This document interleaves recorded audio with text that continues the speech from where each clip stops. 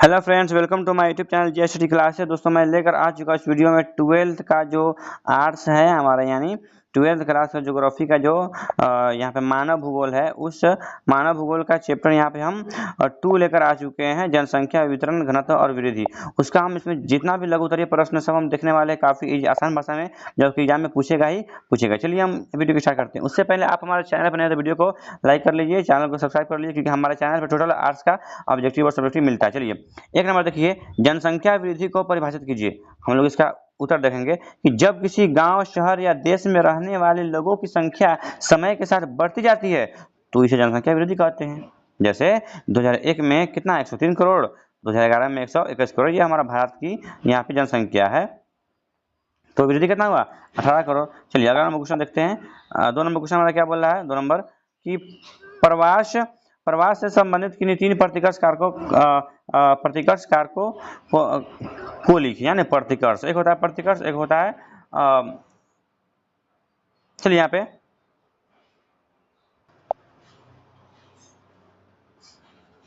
2 number question है कि प्रवास से संबंधित किन्हीं 3 प्रतिकर्ष कारकों को लिखिए। आंसर देखिए, प्रवास के 3 प्रतिकर्ष कारक निम्नलिखित है। यहाँ पे ऑप्शन 1 नंबर में हो जाएगा नौकरी का ना होना, 2 नंबर खराब रहन-सहन, 3 नंबर राजनीतिक अशांति, यानी कोई किसी जगह को छोड़ेगा उसको क्या बोलेंगे, प्रवास का प्रतिकर्ष कारण। तो यहाँ पे 3 कारक, नौकरी का ना होना, खराब रहन-सहन, राजनीतिक अशांति की वजह से लोग एक दूसरे की जगह को छोड़ देते। चलिए अगला क्वेश्चन देखते हैं हम लोग। 3 नंबर जो हमारा क्वेश्चन है कि प्रवास से संबंधित किन्हीं 3 अपकर्ष कारक थे। वो प्रतिकर्ष था, ये क्या है, अपकर्ष कारक है। तो उत्तर देखेंगे, प्रवास के 3 अपकर्ष कारक निम्नलिखित है। ऑप्शन मतलब 1 नंबर रोजगार के अच्छे अवसर, 2 नंबर बेहतर सुविधाएं, 3 नंबर शांति और सुरक्षा, 4 नंबर अच्छा मौसम, 5 नंबर अच्छी शिक्षा और स्वास्थ्य सुविधाएं। चलिए अगला नंबर क्वेश्चन देखेंगे हम लोग। 4 नंबर क्वेश्चन हमारा क्या बोल रहा है, 4 नंबर क्वेश्चन देखेंगे हम लोग कि यहाँ पे कि लिंग संरचना से आप क्या समझते हैं। इसका आंसर देखेंगे, किसी जगह की कुल आबादी में पुरुष और महिलाओं की संख्या का अनुपात लिंग संरचना कहलाता है। उदाहरण के लिए अगर 1000 पुरुषों पर 943 महिलाएं हैं तो यही उस जगह की लिंग संरचना है। चलिए अगला नंबर क्वेश्चन है 5 नंबर, लिंग अनुपात कैसे मापा जाता है। काफी इंपॉर्टेंट क्वेश्चन है, पूछता है एग्जाम में। चलिए इसका आंसर हम लोग देख लेते हैं। आंसर देखेंगे, प्रति 1000 पुरुषों पर महिलाओं की संख्या को ही लिंग अनुपात कहा जाता है। लिंग अनुपात का मतलब है पुरुष और महिलाओं की गिनती का तुलना करना।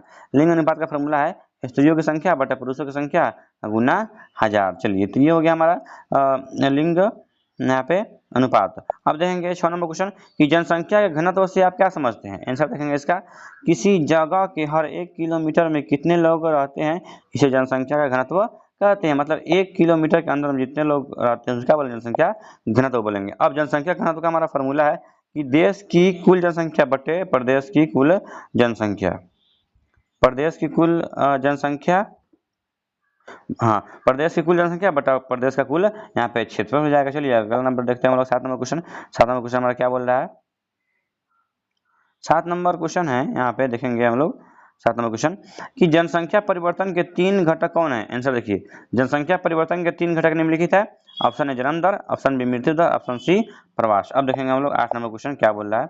8 नंबर क्वेश्चन देखिए, 8 नंबर जो हमारा क्वेश्चन है यहाँ पे देखिए, ये बोल रहा है कि जन्म दर और मृत्यु दर को परिभाषित कीजिए। आंसर देखिए, जन्म दर किसी जगह पर 1 साल में पैदा होने वाले बच्चों की संख्या, इसे गिनने का तरीका, या मान लो वहाँ 1000 लोग रहते हैं तो 1 साल में उन 1000 लोगों में कितने बच्चे पैदा हुए, यही जन्म दर कहलाता है।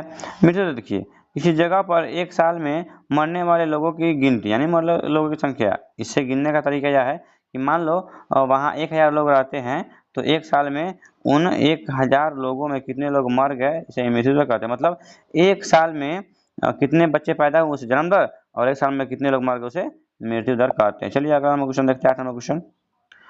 अब आ गया हमारा द्विउत्तरीय प्रश्न, 5 नंबर का पूछेगा ये, वो मतलब लघुत्तरीय वो 2 नंबर का पूछता है। चलिए इसका क्वेश्चन देख लेते हैं कि यहाँ पे 1 नंबर क्वेश्चन हमारा क्या बोल रहा है कि जनसंख्या वितरण को प्रभावित करने वाले किन्हीं 4 कारकों का उल्लेख करें, या विश्व में जनसंख्या के वितरण को प्रभावित करने वाले भौतिक कारकों का वर्णन कीजिए।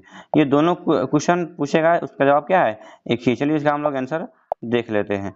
आंसर में हम देखेंगे यहाँ पे उत्तर देखिए, यहाँ पे जनसंख्या वितरण को प्रभावित करने वाले 4 कारक इस प्रकार हैं। 1 नंबर जल की उपलब्धता, पानी जीवन का आधार है इसलिए लोग वहां रहना पसंद करते हैं जहां पानी आसानी से मिले। इसी कारण नदी घाटियों में सबसे ज्यादा लोग रहते हैं। 2 नंबर यहाँ पे भू आकृति यानी जमीन का स्वरूप। पहाड़ों की तुलना में मैदानों में घर, खेती, सड़क और उद्योग बनाना आसान होता है, इसलिए मैदानी इलाकों में ज्यादा लोग रहते हैं। यहाँ पे देखिएगा अगला नंबर, यहाँ पे जलवायु यानी मौसम। बहुत ज्यादा गर्म या बहुत ठंडे इलाके में रहना कठिन होता है, जबकि आरामदायक मौसम वाले क्षेत्रों में ज्यादा लोग यहाँ पर बसते हैं। चलिए अगला यहाँ पे देखते हैं मिट्टी।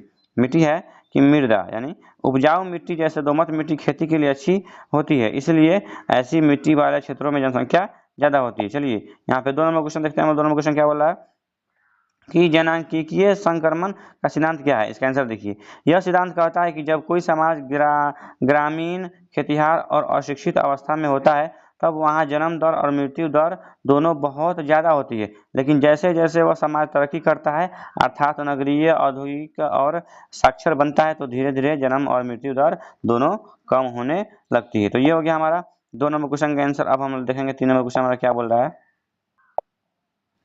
3 नंबर क्वेश्चन देखिए कि जनांकीय संक्रमण की 3 अवस्थाओं की विवेचना कीजिए। आंसर देखेंगे, जनांकीय संक्रमण की 3 अवस्था इस प्रकार है। प्रथम अवस्था, इस समय जन्म दर और मृत्यु दर जो दोनों ही बहुत ज़्यादा होती है। लोग ज़्यादा बच्चा पैदा करते हैं क्योंकि शिक्षा और जागरूकता कम होती है। बीमारियां, महामारियां और खराब स्वास्थ्य सुविधाओं के कारण बहुत लोग मर जाते हैं। नतीजे जनसंख्या बहुत धीरे धीरे बढ़ती है। अब देखेंगे हम लोग द्वितीय अवस्था। द्वितीय अवस्था में क्या बोल रहा है, द्वितीय अवस्था, शुरुआत में जन्म दर अभी भी ज़्यादा रहती है लेकिन समय के साथ कम होने लगती है। स्वास्थ्य सेवाएं, दवाइयाँ और सफाई बेहतर होने से मृत्यु दर तेजी से घट जाती है। इस वजह से जनसंख्या बहुत तेजी से बढ़ती है क्योंकि जन्म ज़्यादा और मौतें कम होती है। उदाहरण भारत और चीन। अब देखेंगे हम लोग इसका तृतीय अवस्था। तृतीय अवस्था हमारा क्या बोल रहा है कि अब जन्म दर और मृत्यु दर दोनों ही कम हो जाती है। जनसंख्या बढ़ने की रफ्तार बहुत धीमी हो जाती है और कई बार लगभग धीरे स्थिर हो जाती है। ऐसा आमतौर पर विकसित देशों में होता है जहां शिक्षा, स्वास्थ्य और जीवन स्तर बहुत ऊंचा होता है। उदाहरण कनाडा, जापान, अमेरिका। तो ये हो गया हमारा 3 नंबर क्वेश्चन। अब हम देखेंगे 4 नंबर क्वेश्चन, काफी इंपॉर्टेंट क्वेश्चन ये पूछने वाला है एग्जाम में, कि प्रवास के प्रेरक तथा खिंचाव कारकों की उदाहरण सहित व्याख्या करें या अपकर्ष एवं प्रतिकर्ष कारणों में अंतर कीजिए। यहाँ पर देखिए हम लोग आंसर के उत्तर देखिए, प्रवास के प्रेरक और खिंचाव कारक दोनों ही लोगों के एक स्थान से दूसरे स्थान पर जाने के लिए प्रेरित करते हैं। प्रेरक देखिए वे कारण होते हैं जिनकी वजह से लोग अपनी पुरानी जगह छोड़कर मजबूर हो जाते हैं। इसे पुश फैक्टर भी कहा जाता है। जैसे यहाँ पे देख लेंगे, जैसे में नौकरी का न होना, खराब रहन सहन, राजनीतिक अशांति, बाढ़, सूखा, भूकंप, 5 नंबर बीमारियों का फैलना। अब देखेंगे हम लोग यहाँ पे खिंचाव।